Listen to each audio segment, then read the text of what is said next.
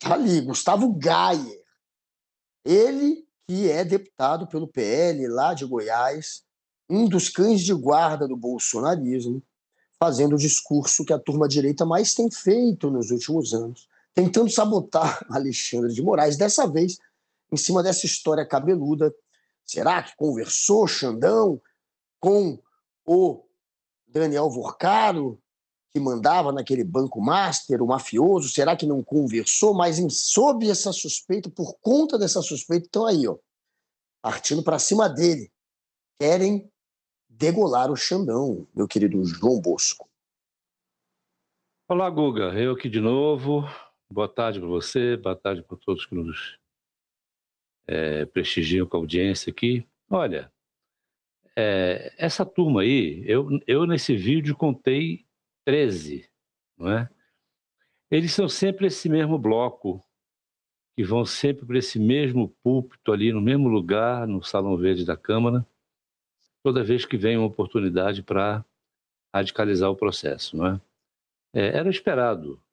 Esse discurso, por enquanto, é o discurso do afastamento do Moraes, que, se obtido, abre espaço para então você pedir, começar a trabalhar pela revogação de todos os seus atos e, portanto, a descondenação não só de Bolsonaro, como de toda a turma do 8 de janeiro, que você vê que ele falou ali e não viu entre os condenados nenhum bandido, nenhum corrupto. Então, E esquece ele, né, de que a corrupção tem muitas formas.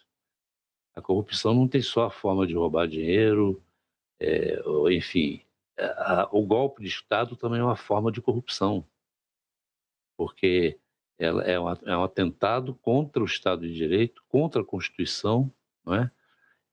E geralmente executado de forma violenta. Então, faltou o deputado Gaia, né, mencionar isso, né? claro. Esse grupinho de 13 aí, a gente pode chamar de o baixo clero do baixo clero, né? Eles não têm nenhum tipo de influência maior no processo, mas fazem esse barulho todo. Agora, de qualquer forma, fica exposta a fratura que representa para o STF essa suspeita colocada sobre o envolvimento de 2 de seus ministros com o Daniel Vorcaro, que até aqui é apenas baseada em fatos isolados, ou seja, você não tem aí uma comprovação, né, concreta, de que tenha havido mais do que um relacionamento que, agora mesmo, o Guga, o Poder 360 trouxe uma matéria mostrando que, num desses eventos em Londres, se não me falha a memória, estava reunida quase toda a República num evento patrocinado pelo Master. Então isso não significa, isso não é bom, não deveria acontecer, mas não significa que as relações tenham passado além do evento, né? Ou seja, que todos estivessem envolvidos com Daniel Vorcaro, né? Essa é outra questão.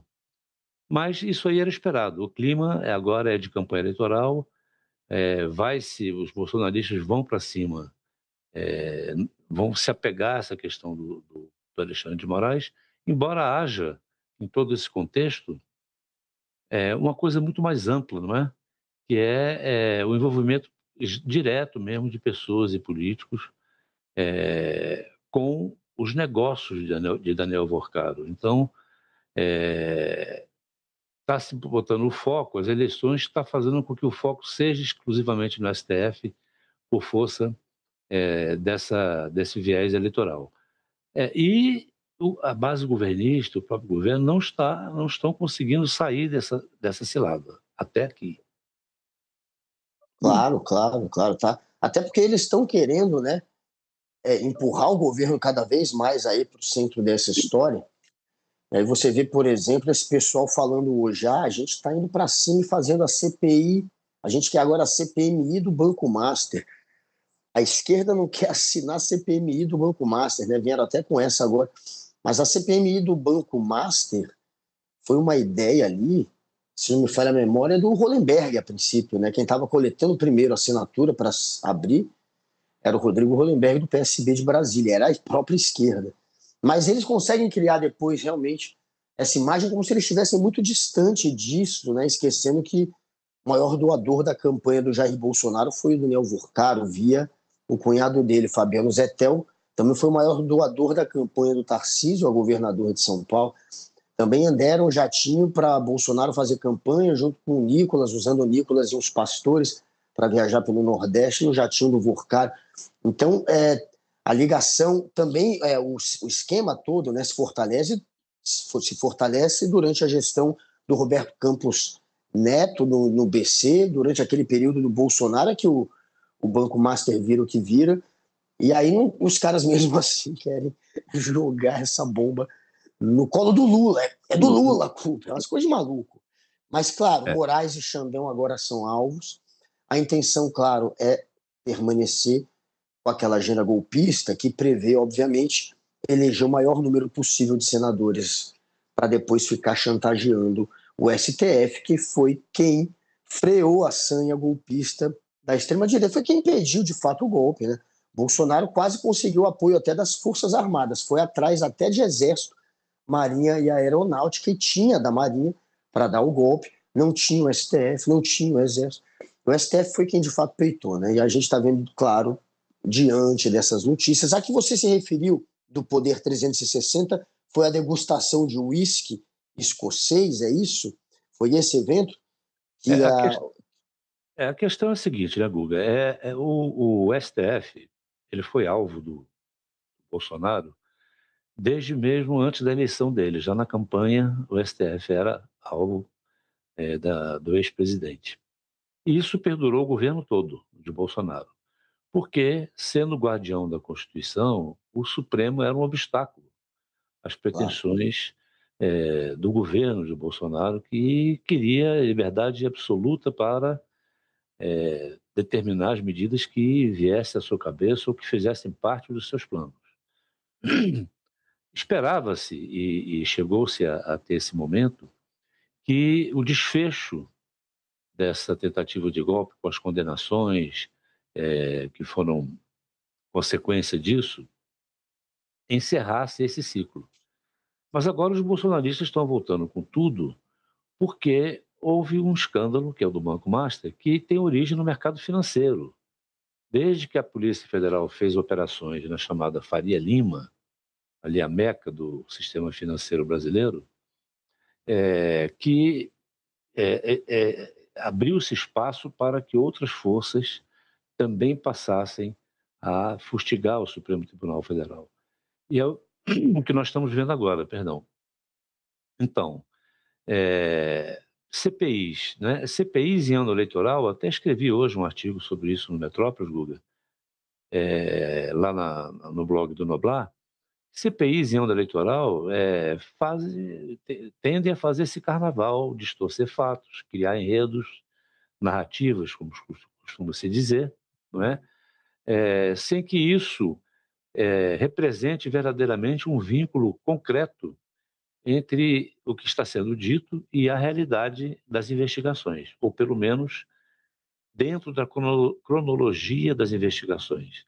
Até aqui, as investigações não apontaram para o crime que se atribui tanto a Toffoli quanto a Alexandre de Moraes. O que se tem até aqui são ligações, vamos dizer assim, que não deveriam, seriam melhor que não tivessem acontecido, né? Mas que ocorreram em uma época em que o Master não estava sob suspeita, não é? É o que se tem até agora. A Polícia Federal dirá o resto, ela está investigando tudo, né? Mas as CPIs são instaladas num clima eleitoral e criam um enredo próprio com isso, não é? Então já se quer agora uma CPI, não mais só do Master, agora se quer uma CPI só sobre Alexandre de Moraes e Toffoli, não é? Acusas de investigações dentro das investigações do Master que ainda estão em curso, né?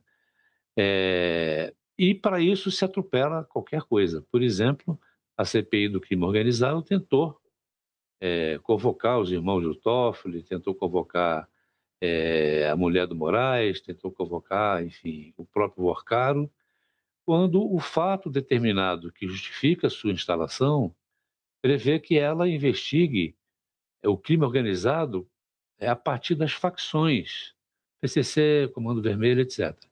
Então, o Master não se encaixa nesse objetivo, nesse fato determinado. Mas pouco importa, porque já fez o barulho, né?